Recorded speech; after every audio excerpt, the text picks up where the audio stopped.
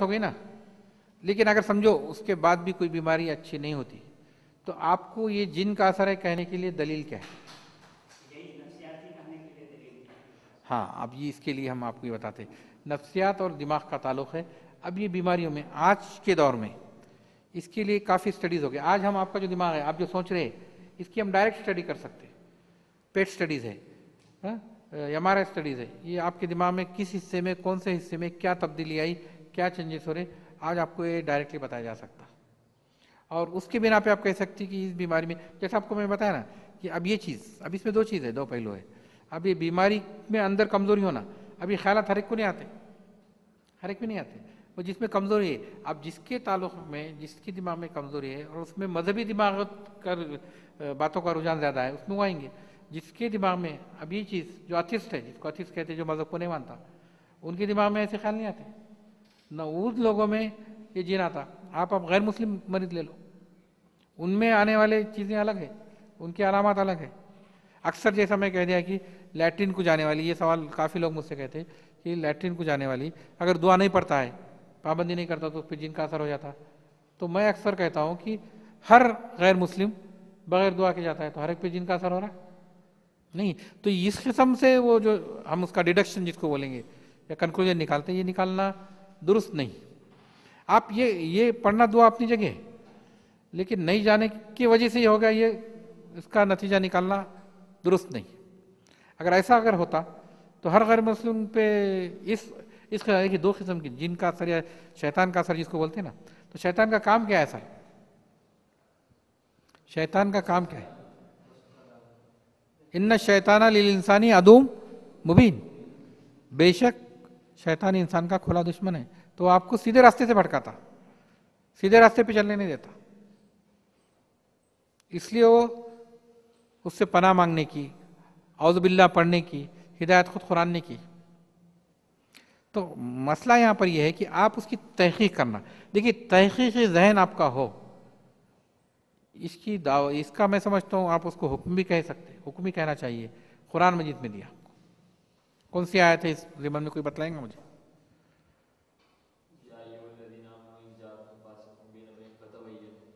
یہ ہو گیا ہے نا, جب کوئی خبر لے کے آیا تو آپ اس کی جانچ کر لو. اس کی طرف سے حدیث بھی بہت اہم ہے. کیا ہے؟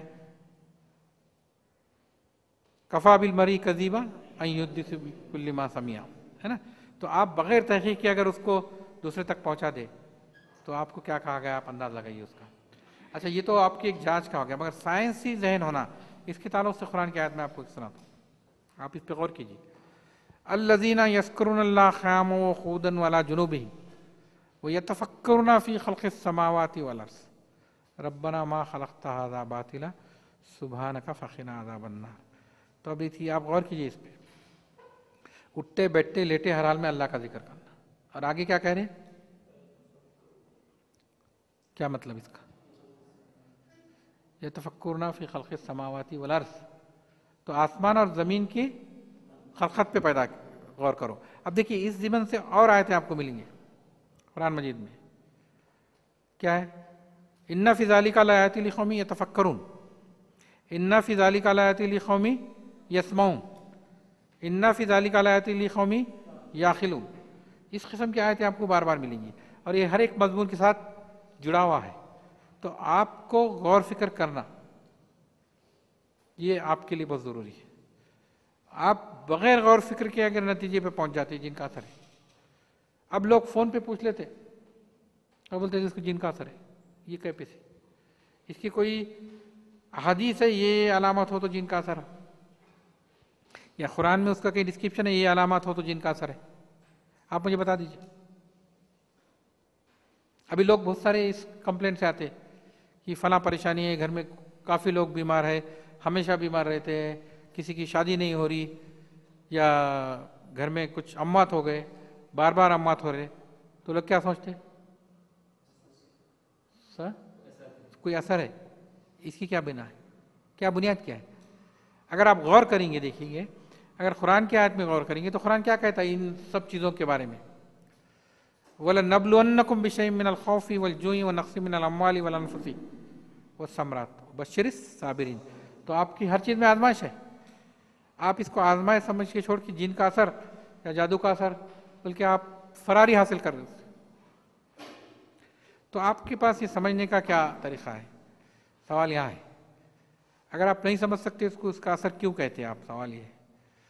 یہ تو سیدھا آپ اللہ سے مانگو، اللہ سے دعا مانگو، اس میں انشاءاللہ اللہ تعالیٰ آپ کو شفا دیں گے. وہ بھی تو کہنے کا مطلب یہ ہے کہ ہمیں غور فکر کرنے کی تعلیم جو قرآن نے دی، تدبر کرنے کی قرآن نے جو تعلیم دی، اس پر ہمیں زور دینا چاہیے. اور کوئی بھی واقعہ آپ دوسرے تک پہنچانے سے پہلے آپ اس کی تحقیق کیجیے. جب تک مکمل تحقیق آپ مطمئن نہیں ہوتی، جیسا آپ نے سوال پوچھا کہ آخر جن کا اثر ہوتا ہے یا نہیں ہوتا. اب میں کس بنا پہ کہوں گا کہ اس مریض میں جن کا اثر ہے، جس کو یہ اثر کہنے کے لیے میرے پاس گائیڈ لائنس نہیں. جس کو آپ گائیڈ لائنس بولیں گے تو گائیڈ لائنس ہے آپ کے پاس کوئی؟ قرآن میں ہے، حدیث میں ہے. اگر وہ گائیڈ لائنس آپ بتاؤ، میں وہ گائیڈ لائنس سے ٹیسٹ کروں گا، اگر ہے تو میں کہہ دوں گا یہ اثر ہے. ویسی کوئی گائیڈ لائنس آپ کو قرآن حدیث میں نہیں. آپ بات اس کو سمجھیے. آپ کو کافی چیزوں کی گائیڈ لائنس ملیں گی. آپ کو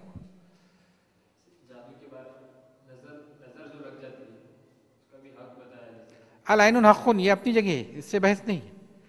اب سوال یہ ہے، اب کوئی بیمار ہو جاتا، نظر لگ گئی، تو قرآن میں یا احادیث میں اس کا کیا علاج ہے؟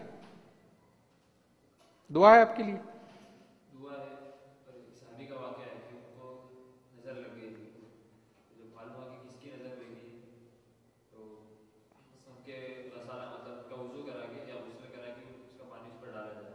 یہ حدیث ہے، اس میں مجھے کوئی بحث نہیں ہے.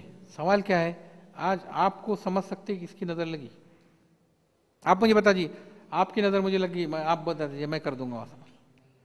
آپ یہ مجھے بتا دیجیے. آپ بتا سکتے نہیں تو آپ کے لیے کیا ہے؟ دعا ہی. اگر شبہ ہے آپ کو کہ یہ جو مجھے تکلیف ہو رہی ہے، جو پریشانی ہے نظر کی وجہ سے، پڑھیے لا حول ولا قوت الا باللہ العلی العظیم، یا اور دعائیں پڑھ لیجیے.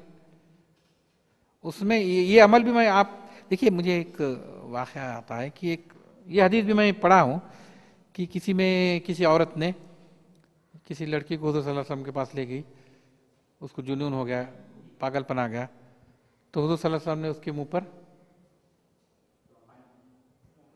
لعاب ڈالا، جیسا عام الفاظ میں لکھی تھوک دیا. تو یہ اگر آج کوئی عامل کرتا ہے تو کتنے لوگ قبول کریں گے اس کو؟ میں یہ کہتا ہوں کہ یہ نبی کے ساتھ تھا، نبی کے لیے وہ جو بھی عمل ہے وہ جائز بھی ہے، اور نبی کے عمل سے وہ ہو بھی سکتا ہے. لیکن میرے عمل سے وہ ہوگا؟ کسی عامل کے عمل سے ہوگا؟ تو اس کو عام کرنے کی بھی ضرورت نہیں ہے.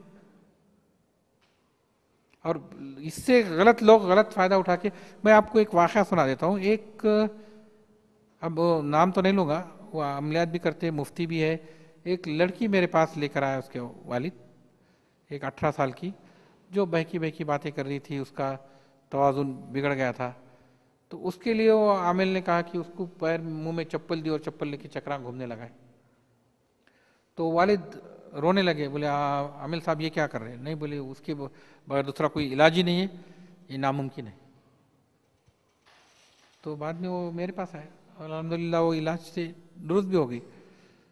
تو کچھ چیزیں ایسی ہیں کہ کچھ چیزیں حکمتاً بھی ہے، کچھ چیزیں آپ کی اس میں اثر بھی ہے، مگر وہ حکمت کو سمجھنا وہ بھی بہت ضروری ہے. لیکن دعائیں جو بتلائی گئی یہ بہت آسان طریقہ ہے، اور یہ ہر ایک کے لیے قابل قبول ہے. اکثر میں لوگوں کو موعظتیں اس لیے کہتا ہوں کہ یہ سورے عام صورتیں ہیں، کوئی بھی پڑھ لیتا. ابھی کسی کو آپ کہیں گے، اب مجھے کچھ واقعات ایسے میں ابھی کہوں یا نہ کہوں، وہ کہہ دو، دیکھیے میں بولتے جاؤں گا. تو ایک واقعہ تو ایسا تھا کہ ایک بچے کو کہیں کے عامل نے کہا کہ اس کو سورہ بقرہ پڑھنا ہے. اس کے عقل کم تھا، ذہن کم تھا، سورہ بقرہ پڑھنا ہے. تو اس کے والد چھٹی لی انہوں نے، اور وہ 7 دن تک مسلسل سورہ بقرہ پڑھتے رہے. اس کا نتیجہ آخر میں کیا ہوا؟ اس کی عقل تو بڑی نہیں، لیکن وہ کہنے لگے انہوں نے بتایا تھا مجھے عمل، میں نے کیا، اس کے بعد بھی کچھ بھی نہیں ہوا.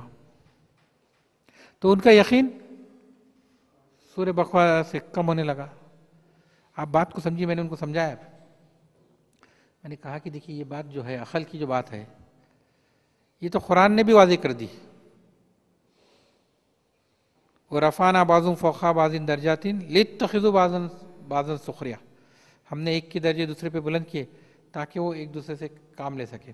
اور ایک حدیث قدسی ہے، میں آپ کو وہ بھی سنا دیتا ہوں عقل کے تعلق سے.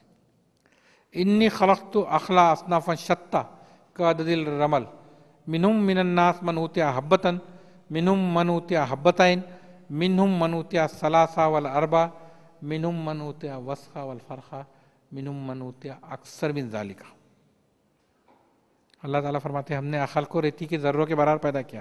کسی کو 1 ذرہ، کسی کو 2 ذرے، کسی کو 3، کسی کو 4، کسی کو 1 من وزن، کسی کو 1.5 من، کسی کو اس سے بھی زیادہ. تو ابھی جب وہاں فرق ہے، یہ بھی بات آپ کو سمجھنا ہے کہ اس کو ہم سورہ بقرہ پڑھ کے اس کو بڑا کیسا کر سکتے؟ نہیں کر سکتے.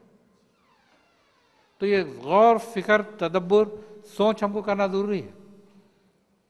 اگر ان چیزوں کو بھی ہم غلط جگہ استعمال کریں گے تو اس پہ سے لوگوں کے قرآن کے بارے میں سوچنے کا تصور بدل جائے گا.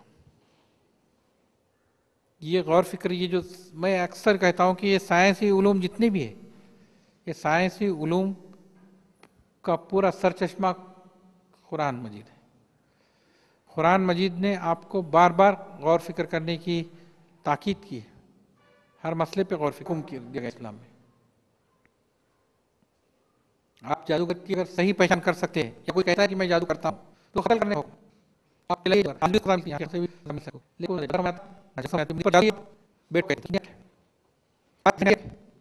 دو چیزوں میں آپ کیا ہیں آپ بتا.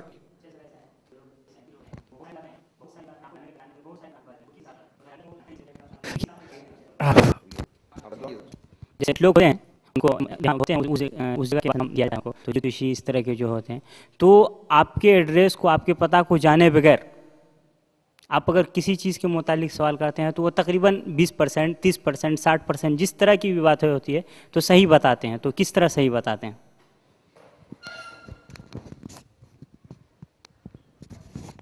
دیکھیے اب یہ جو 20%، 30% یہ تو چانس ہے، ایک چانس. دیکھیے عام اس میں اب اگر رہتے ہیں تو آپ کو کافی چیزیں اندازے پہ آپ لگا سکتے ہیں. کیسا میں آپ کو بتاتا ہوں. اب میں تو نفسیات کا ماہر ہوں. اسی قسم کا سوال ایک دیہات میں یہ جو لوگ غیر مسلم بھی، ایک اندھا شدھا سمیتی بول کے ہمارے پاس ہے کہ جو اندھی تقلید کے خلاف ایک تحریک چلتی ہے، تو اس میں ایک دیہات میں گیا تھا اسی. تو وہاں بھی میں بات کرتا تھا اس پر. تو ایک دیہاتی نے مجھے پوچھا، کیا بولے تم ڈاکٹر لوگ تو ہم سے سب پوچھ لیتے پھر بولتے جیسا آپ نے کہا نا، ہم جسی عامل کرنے یا جوتشی نے گئے تو بغیر پوچھے ہم کو آدھی بیماری بول دیتا. تو میں نے اس مجمع میں سے ایک شخص کو بلایا میرے قریب. میں کہا کہ دیکھو تم کو کیا ہو رہا میں بولتا ہوں. اور میں نے اس کو 10 باتیں بتا دی. تو اس نے کہا ہاں تم نے بالکل صحیح کہی. بولے سبھی ابھی کیسے ہوا؟ اگر آپ کے سامنے یہ بات ہو جائے تو آپ کیا بولیں گے؟ آپ کہیں گے اب خیال سے کہ میں یہاں بیٹھا ہوں. اگر یہ اتنا لیکچر نہیں دے کے بولتا تو کیا بولتے تھے آپ؟ آپ پہلے سے بولیں گے. تو آپ بھی سمجھیے خیال سے بولا. یہ بھی آپ کے سوال کا جواب آپ کے پاس ہے. نہیں، نفسیات میں بھی خیال ہی ہے. دیکھیے جیسے میں نے اس کا چہرہ دیکھا، وہ اداس لگ رہا تھا، مایوس لگ رہا تھا، جھلٹیاں تھی اس کے چہرے پہ. تو یہ نفسیات کی جو بیماری ہے ڈپریشن، اس کی میں نے علامات اس کو سنا دی 10. اس میں سے 8 علامات تو اس میں موجود تھی. دیکھیے آپ کو اس کا ایک واقعہ، اس کا کیسا ہے خاص کا ایک اور ایک واقعہ سنا دیتا ہوں. ہمارا ہاسپٹل ہے تو ایسا 1 ایکڑ زمین میں ایسا ہے، اس کا کیمپس ہے. اور ایک پیچھے ایک کمرہ ہے چھوٹا سا. تو میں وہاں ایک دن دوپہر میں بیٹھا تھا. ہمارے پاس ایک میڈیکل سٹور چلانے والا ہے، تو وہ بھی میرے ساتھ کھڑے ہوئے تھے، کچھ بات چیت کر رہے تھے. تو باہر کا گیٹ مجھے سمجھ میں نہیں آتا. تو باہر کی گیٹ پہ ایک کار آئی اور وہ ہارن بجانے لگی.